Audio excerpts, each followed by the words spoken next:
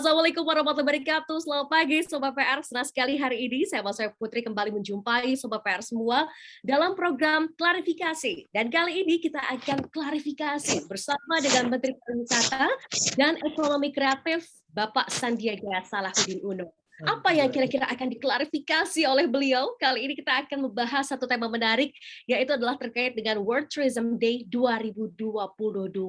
Banyak sekali event-event atau agenda besar di Indonesia, khususnya berkaitan dengan pariwisata. Tapi salah satu yang menarik adalah di tahun 2022 ini ada World Tourism Day. Seperti apa kegiatan tersebut? Kita akan bahas, namun kita akan sapa terlebih dahulu Pak Sandiaga Uno. Selamat pagi, Pak Sandiaga Uno.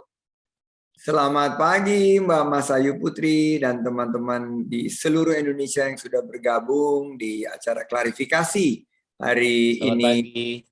Pagi. Sehat, Pak? Apa kabar? Zona Jakarta. Pagi, Pak. Ya. Pam dari Bandung. Oke, baik. Pak Sandiaga Uno, hari ini kita akan bahas mengenai World Tourism Day. Ini menarik sekali dan nanti akan ada teman-teman kita, bukan hanya dari daerah Pulau Jawa, tapi ada rekan-rekan kita dari kemudian dari Lombok yang nantinya akan punya kesempatan untuk bertanya langsung bersama dengan Pak Sandiaga Uno. Namun sebelum kita mulai perbincangan kali ini, akan ada sambutan yang akan diberikan oleh Vice President Operation dari PRMN, yaitu adalah Jiwa Perdamaian. Kepada Bapak Jiwa Perdamaian, kami silahkan untuk dapat memberikan sambutan ya pagi hari ini. Baik, terima kasih Mas Ayu. Assalamualaikum warahmatullahi wabarakatuh. Salam sejahtera bagi kita semua. Selamat pagi yang terhormat Menteri Pariwisata dan Ekonomi Kreatif Bapak Sandiaga Uno. Selamat pagi Bapak Ibu pimpinan redaksi seluruh jaringan Pikiran Akad Media Network atau PRMN yang saya hormati. Pada kesempatan ini, izinkan saya mewakili keluarga besar PRMN mengucapkan terima kasih yang sebesar-besarnya kepada Pak Menteri beserta jajaran yang dengan rendah hati telah menyediakan waktunya di hari Minggu ini ya Pak Menteri ya, untuk kami Pikiran Akad Media Network. Pak Sandi, izin pada sambutan singkat ini, saya ingin memperkenalkan sedikit soal Pikiran Akad Media Network atau PRMN kepada Bapak. PRMN ini bukan media biasa Pak, bukan media yang pikiran rakyat yang dulu Bapak mungkin sudah dengar. Tahun lalu kita mendapatkan rekomendasi sebagai media daring berjaringan pertama yang mengusung konsep ekonomi kolaboratif.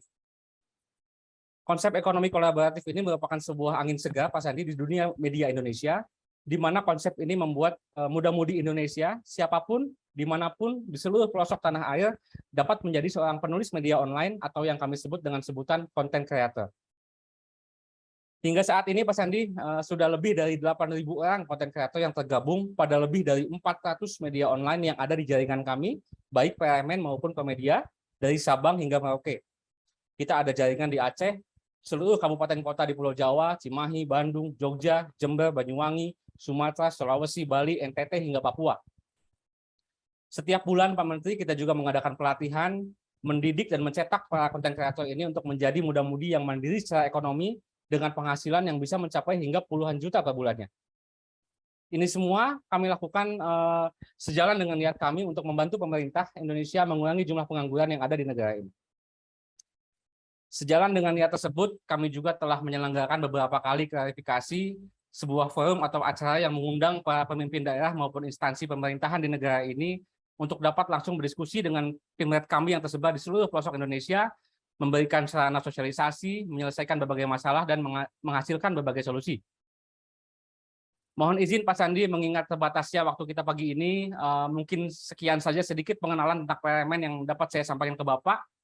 Sekali lagi, mewakili seluruh keluarga besar Pikiran Akad Media Network, saya mengaturkan rasa terima kasih yang sebesar-besarnya untuk Pak Sandi, dan mengucapkan selamat datang di acara klarifikasi pemimpin PRMN. Saya kembalikan ke Mas Ayu. Assalamualaikum warahmatullahi wabarakatuh. Waalaikumsalam, terima kasih untuk Bapak Jiwa Perdamaian, Vice President Operation dari PRMN, Pak Sandiaga Uno. Tadi sudah mendengar ya, bukan media yang biasa gitu ya, ya dari PRMN ini. Dan yang menariknya seperti yang tadi saya sampaikan, bahwa akan ada rekan-rekan yang akan bertanya langsung bersama dengan Pak Sandiaga Uno. Yang pertama, ini sih mungkin udah sering ketemu nih sama Bapak di Jakarta. Kita akan menyapa rekan kita, ada Mbak Lita dari Zona Jakarta. Selamat pagi Mbak Lita. Selamat pagi. Ya, Mbak Lita silakan dengan pertanyaannya. Selamat pagi Pak Sandiaga Uno, saya Lita dari Zona Jakarta. Mau mengajukan 2 pertanyaan nih Pak. Pertanyaan yang pertama, Indonesia, dalam hal ini Bali, ditunjuk sebagai tuan rumah World Tourism Day 2022. Nah, sejauh ini bagaimana kesiapan pemerintah untuk acara tersebut? Itu pertanyaan yang pertama. Kemudian pertanyaan yang kedua, selain target kenaikan jumlah wisatawan mancanegara yang datang ke Indonesia, apalagi yang diharapkan oleh pemerintah melalui event tersebut? Terima kasih. Terima kasih Mbak Lita, terima kasih Mbak Masayu, dan terima kasih atas undangannya pada acara klarifikasi yang mengambil tajuk World Tourism Day. Indonesia, alhamdulillah, astungkara mendapatkan kehormatan menjadi tuan rumah perayaan puncak World Tourism Day yang akan berlangsung di Bali pada 27 September 2022 mendatang. Ini luar biasa karena di saat yang sama dunia mencatat kenaikan fenomenal dari Indonesia yang sekarang menempati indeks nomor 32 atau loncat 12 peringkat melewati Thailand, Vietnam, dan Malaysia. Dan kami Kemenparekraf akan menyiapkan rangkaian kegiatan dalam perayaan World Tourism Day di Bali akhir September ini, antara lain kegiatan panel diskusi multi-stakeholders yang mengangkat tema Rethinking Tourism as a Key Element on Recovery. Jadi begitu kita bangkit, kita harus memikirkan ulang pariwisata seperti apa yang kita inginkan. Indonesia mengusung pariwisata berkualitas dan berkelanjutan atau green tourism. Dan kegiatan diskusi ini temanya The Tourism We Want.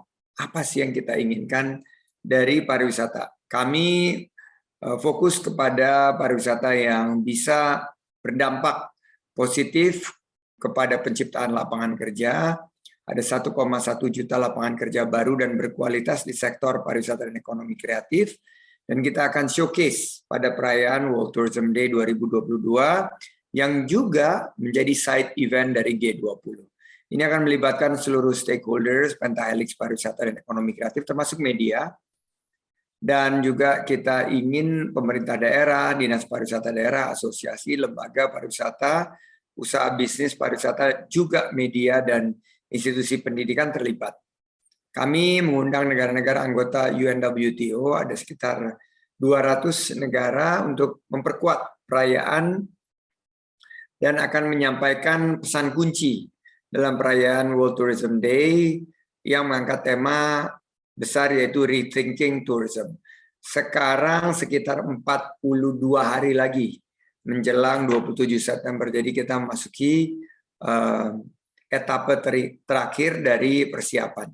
Nah, selain dari target kenaikan jumlah wisatawan, yang ingin kita capai dengan penyelenggaraan World Tourism Day adalah menjadi Indonesia sekarang harus menjadi leader of the pack.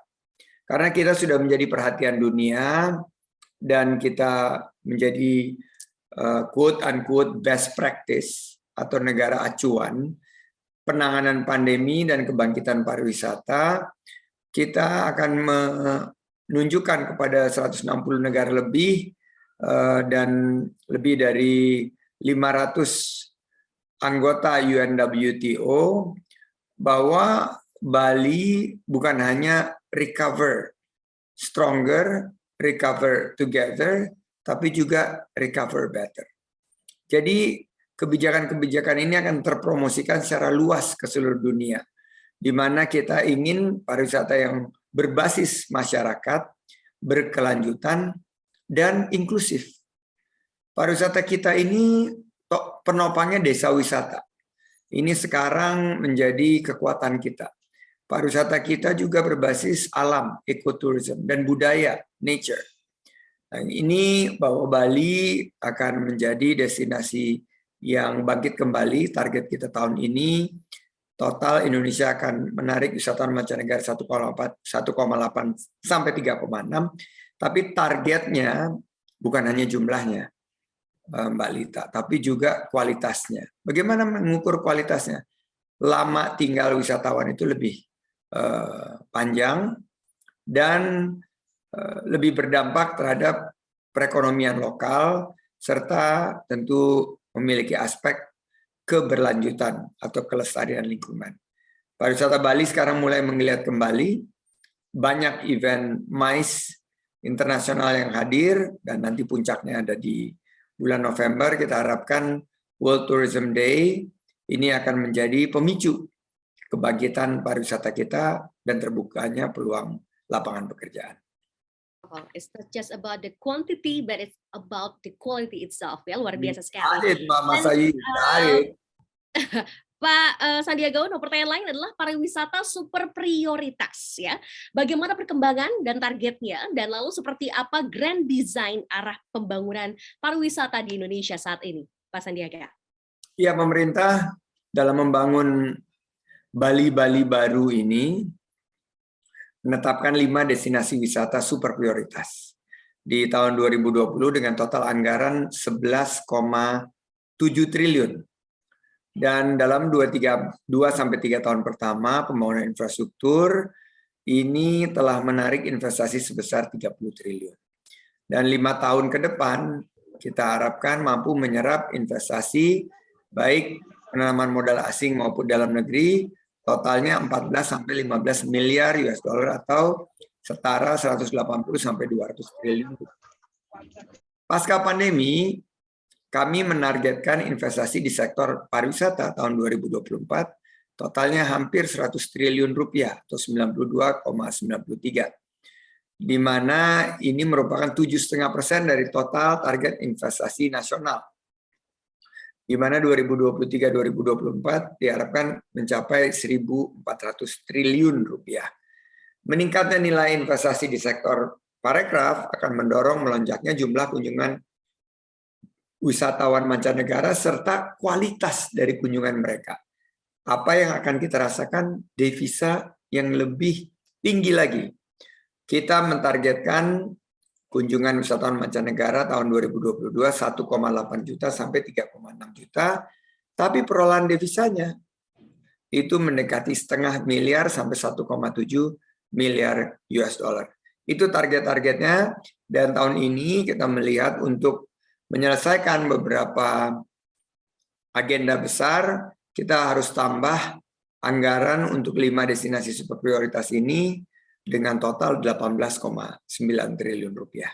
Kita harapkan nanti infrastruktur terbangun, SDM disiapkan, dan nanti kunjungan wisatawan ke Indonesia bukan hanya ke Bali, tapi terdistribusi di destinasi-destinasi lainnya. Oke, bisa tersebar bukan hanya di Bali. Tapi ada rekan kita dari Hai Lombok Timur, ada Mas Zainul Hafizi yang akan bertanya dan berbincang juga dengan Pak Sandiaga Uno pagi hari ini. Selamat pagi, Mas Zainul, silakan dengan pertanyaannya. Selamat pagi, Mbak Moderator. Selamat pagi, Pak Menteri. Assalamualaikum warahmatullahi wabarakatuh. Langsung saja, Pak Menteri, pertanyaannya, karena untuk mempersingkat waktu, pertanyaannya adalah, jika ekonomi kreatif bisa menjadi tulang punggung perekonomian Indonesia di masa depan, bagaimana dengan payung hukum yang berpihak pada pelakunya? Dan pertanyaan kedua, yaitu kira-kira apa yang dilakukan oleh Kemenparekraf untuk mengurai konflik yang kerap timbul antara kepentingan dan kepentingan masyarakat lokal atau adat ini? Itu aja sih dari Hai Lombok Timur. Mohon pencerahannya Pak Menteri, saya kembalikan ke Mbak Moderator. Assalamualaikum warahmatullahi wabarakatuh. Waalaikumsalam. Lombok Timur, Desa Wisata TT Batu, dan juga wisata religi di Pancor. Kita sangat mengapresiasi Mas Zainul Hafizi dari Hai Lombok Timur. Baik, ekonomi kreatif secara perlahan menjadi tulang punggung perekonomian nasional, Mas Zainul. Jadi potensinya kian membesar. Setelah COVID-19 melanda dunia, ternyata ekonomi kreatif kembali bangkit.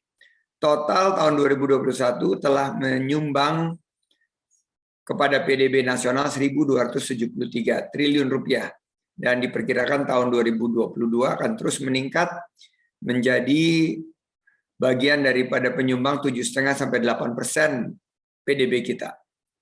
Ini adalah lokomotif baru dari ekonomi Indonesia. Kami bersama dengan DPR telah menerbitkan Undang-Undang Nomor 24 Tahun 2019 tentang ekonomi kreatif.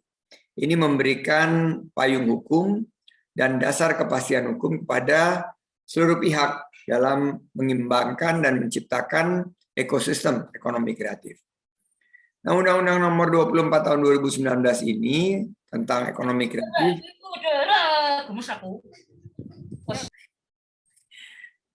Ya, silakan Pak. ya, harapannya undang-undang ini akan juga mampu untuk meningkatkan pendapatan negara, mensejahterakan rakyat Indonesia, dan menciptakan ekosistem ekonomi kreatif yang berdaya saing global. Menciptakan kesempatan kerja baru yang berpihak pada nilai seni dan budaya bangsa Indonesia, serta tentunya sumber daya ekonomi lokal.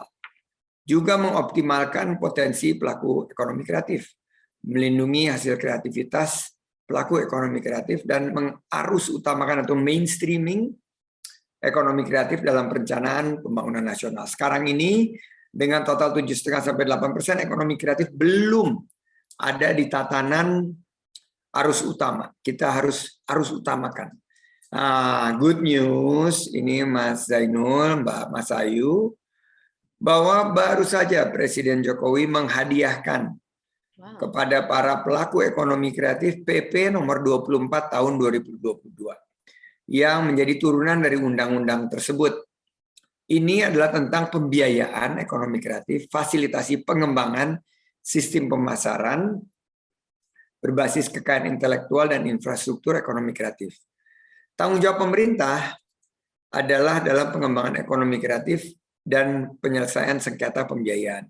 Berarti jika kita punya hak kekayaan intelektual yang telah didaftarkan dan difasilitasi oleh pemerintah, maka wajib bahwa industri perbankan dan non-perbankan untuk mempertimbangkan dengan skema pembiayaan berbasis kekayaan intelektual yang sekarang sudah bisa dituangkan dalam bentuk jaminan, agunan, kolateral bagi para pelaku ekonomi kreatif tersebut mendapatkan pembiayaan dari perbankan atau non-perbankan.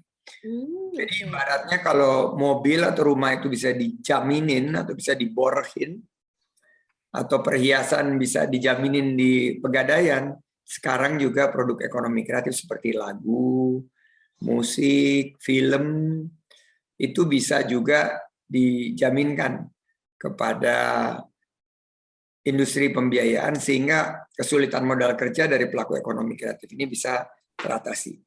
Pertanyaan kedua tadi, menarik nih Mas Zainul. Bagaimana mengurai konflik yang kerap timbul? Nah, kami telah menerbitkan pedoman destinasi pariwisata berkelanjutan yang telah dituangkan di Permen Parekraf nomor 9 tahun 2021. Terdapat 4 pilar fokus dalam mengembangkan destinasi pariwisata berkelanjutan. Satu adalah pengelolaannya harus environmental sustainability. Ini bisnis pariwisata harus berkelanjutan. Yang kedua, sosioekonominya itu harus jangka panjang. Bukan sepukul dua pukul, tapi berkepanjangan. Ketiga, keberlanjutan budaya. Jadi sustainable culture yang harus selalu dikembangkan dan dijaga. Dan yang keempat, ini yang penting, yaitu aspek lingkungan yang environmental sustainable. Jadi dengan pendekatan 4 pilar tersebut, kami meyakini bahwa konflik yang kerap timbul ini bisa kita minimalisir, juga tentunya dengan semua pihak bergandengan tangan. Wow, luar biasa ya. Jadi sustainability artinya berkelanjutan, manfaatnya bukan dirasakan hari ini, tapi nanti secara berkelanjutan juga bisa terus dirasakan oleh masyarakat. Pertanyaannya adalah, kabar mengenai penguatan ekonomi kreatif dengan target 4,4 juta lapangan pekerjaan baru ini di 2024. Kalau memang itu benar dan ekonomi kreatif bisa menciptakan 4,4 juta lapangan kerja, seperti apa detailnya dan bagaimana realisasinya, Pak Sandiaga? Nah, saya sangat optimis, saya sangat yakin target 4,4 juta lapangan kerja baru 2024 dan tahun ini 1,1 juta lapangan kerja baru di sektor pariwisata dan ekonomi kreatif dapat tercapai. Jika, nah ini prasyaratnya, jika kita semua bergandengan tangan, bahu-membahu dalam kebangkitan kita yang pulih lebih cepat, bangkit lebih kuat. Karena pariwisata dan ekonomi kreatif ini memiliki kemampuan 6 kali lipat penciptaan lapangan kerjanya dibanding industri-industri yang lain. Wow, oke. Jadi kalau $1 kita berinvestasi di misalnya sektor kuliner atau sektor fashion atau hotel, dibandingkan $1 ini diinvestasikan di sektor lainnya, jumlah lapangan kerja yang diciptakan itu 6 kali lipat lebih banyak. Caranya adalah kita mengedepankan inovasi, adaptasi, dan kolaborasi di 3 sektor unggulan. Apa sektor unggulan ekonomi kreatif? Kuliner, fashion, dan kriya. Kita tidak berhenti di situ.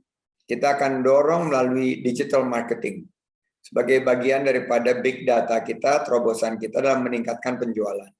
Semua produk UMKM, baik usaha mikro, kecil, dan menengah, akan kita masukkan ke dalam ekonomi digital. Dan produknya ini akan kita jual juga dalam layanan e-katalog lokal, nasional, dan sektoral, sehingga pemerintah dengan kekuatan belanja antara 500 sampai 600 triliun rupiah bisa juga mendorong produk-produk ekonomi kreatif lokal. Kami lagi juga memfasilitasi untuk mensolusikan kendala yang dihadapi oleh para pelaku ekonomi kreatif. Misalnya pengurusan izin, termasuk BPOM, termasuk izin-izin lainnya. Dan kita juga membantu sarana dan prasarana agar mereka juga membantu proses produksinya. Nah, program ini sudah menjadi sebuah gerakan. Gerakannya kita namakan Gerakan Nasional Bangga Buatan Indonesia. Dan targetnya di tahun 2030, 30 juta UMKM ini sudah on board di platform e-commerce, dan kita memfasilitasi dengan program pelatihan dan pendampingan. Wow, luar biasa ya. Jadi ada pendampingan dan pelatihan yang terus diberikan, terutama tadi akses untuk membuat izin, bahkan tadi BPOM pun juga dibantu oleh Kemenparekraf.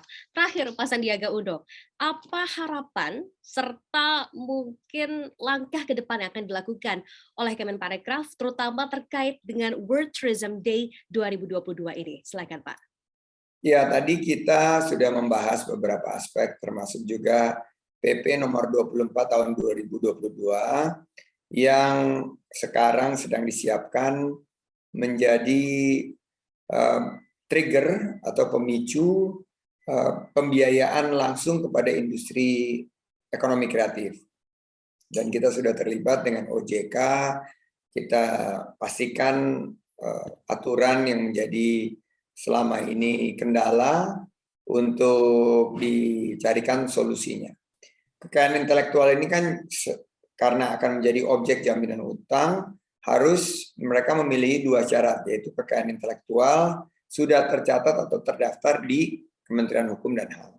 Kedua, hak kekayaan intelektualnya itu sudah dikelola baik secara mandiri atau kepada pihak yang berdasarkan perjanjian. Nah, berarti nanti untuk memudahkannya ada tim asesor, penilai dari lembaga keuangan, dan akhirnya produk ekonomi kreatif tersebut bisa dijadikan jaminan fidusia. Ini berarti akan juga ditentukan oleh tim penilai yang akan melalui proses seleksi terlebih dahulu.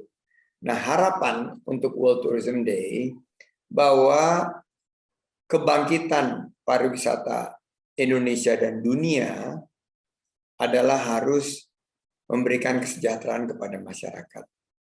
Dulu, dan ini tidak boleh diulang lagi, pariwisata itu fokus kepada kuantitas, mass tourism. Kita hitung berapa jumlah turis tanpa terlalu memikirkan apa dampaknya bagi masyarakat lokal, bagi lingkungan. Mereka ini semuanya jadi rohali. Apa itu rohali? Rombongan yang hanya lihat-lihat. Dorong mereka menjadi rojali. Jadi mereka datang ke sini, World Tourism Day, mereka rombongan yang jadi beli produk-produk ekonomi kreatif berdampak kepada ekonomi kita. Dan kita harapkan bisa memulihkan ekonomi Indonesia menuju tentunya Indonesia Emas 2045, di mana ekonomi kita diprediksi akan tumbuh menjadi ekonomi 5 besar dunia. Saya ucapkan sekali lagi terima kasih undangan dari acara klarifikasi. Saya kembalikan kepada Mbak Mas Ayu. Sukses. Terima kasih banyak Pak Sandiaga Uno sudah berbicara hari ini. Kita punya banyak harapan atau banyak sekali mungkin hal-hal yang kita sangat optimis ke depannya. Indonesia ini betul-betul bukan hanya mengejar sekedar kuantitasnya saja tapi juga kualitasnya terkait dengan sustainability, keberlanjutan pariwisata di Indonesia, khususnya berkait dengan World Tourism Day 2022. Kami ucapkan juga terima kasih banyak Pak dari Kepala Biro Komunikasi Kemenparekraf Ibu I Gusti Ayu Dewi Hendriani, juga terima kasih banyak sudah menginvite kita dan kita sudah bisa berbincang hari ini bersama dengan Pak Sandiaga Uno. Sukses selalu Pak, ini hari Minggu, biasanya Bapak jalan ini ya Pak ya, lari ya, jadi ini gimana nih Pak jadwal lari ini? Tadi sudah jadwal lari dan sudah sepeda juga, dan ternyata alhamdulillah masyarakat ini sudah antusias meramaikan Car Free Day, dan mudah-mudahan ini bisa menjadi momentum kita dalam kebangkitan untuk membuka peluang usaha dan lapangan kerja seluas-luasnya. Terima kasih. Ada beberapa pertanyaan di chat, saya sudah jawab. Oke, terima kasih banyak Pak Sandiaga Uno. Sampai jumpa lagi di perbincangan selanjutnya. Selamat menikmati hari Minggunya. Thank you so much. Terima kasih. Semoga World Tourism Day 2022 di Indonesia akan berjalan dengan sukses. Terima kasih Pak. Sarangnya Pak. Oh, love ya. Love ya. Thank you. Terima kasih banyak Kemenparekraf. Terima kasih banyak teman-teman PRML. Sampai jumpa lagi di perbincangan selanjutnya. Bye-bye. Love you all. Bye. Terima kasih Bapak.